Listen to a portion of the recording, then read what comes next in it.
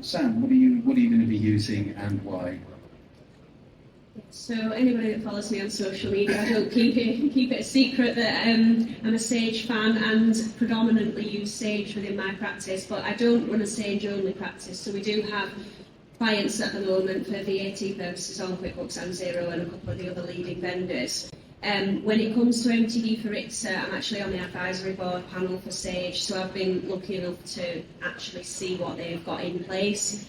I've also managed to get a client on the MTD beta with the HMRC, and I mean it's very hard to get on in terms of the type of client that you can actually place into that, and I think that's been one of the issues when it comes to actually seeing the full journey when we're talking about MTD for ITSA. But having pushed an actual submission through to HMRC using Sage's software and having seen the demo of it because I'm part of the Accountants Advisory Board with them, it does satisfy everything that I think I will need and more.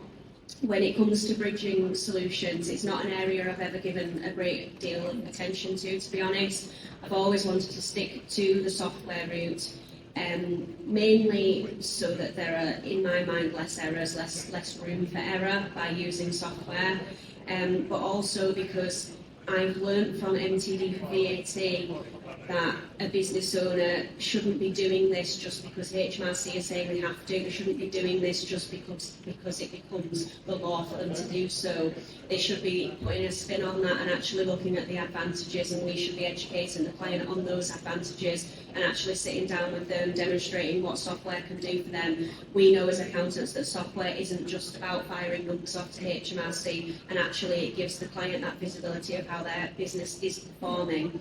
I think the pandemic being a classic example of when we were able to really showcase the value of having software in place for clients, whereby the clients that were on software, where we had live up-to-date information, we were able to help those clients at a much higher level than we were clients that were asking us, can I claim this grant, or how's my cash flow looking for next month? Well, what cash flow forecasting are we going to get out of your manual cash book that we do 18 months after the year end? And I think the reality here is that this is a huge opportunity for us. So I've gone off on a tangent, but in answer to your question, I will be using Sage for my self-employed clients, and I absolutely will be using Hammock for my landlord clients.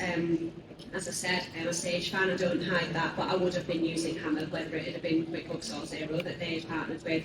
Hammock is a beautiful piece of software, and it's got some real beauty within it, not just for MTD ITSA, but actually for stopping our landlords from just being, oh, and you've got a rental, let's glue that on onto your tax return at the end of the year. Let's get these rental clients actually seeing how their rental business, if you like, is performing. And also I think at the moment they're the clients that are going to need more support from us. They're going to be kind of making decisions at the moment with interest rates, how they are and what have you. So having a piece of kit in place like Hammock just makes our job easier from a cost point of view as well. Absolute no-brainer with Hammock from my point of view when you look at the cost of it. Okay, great. Thank you, Sam.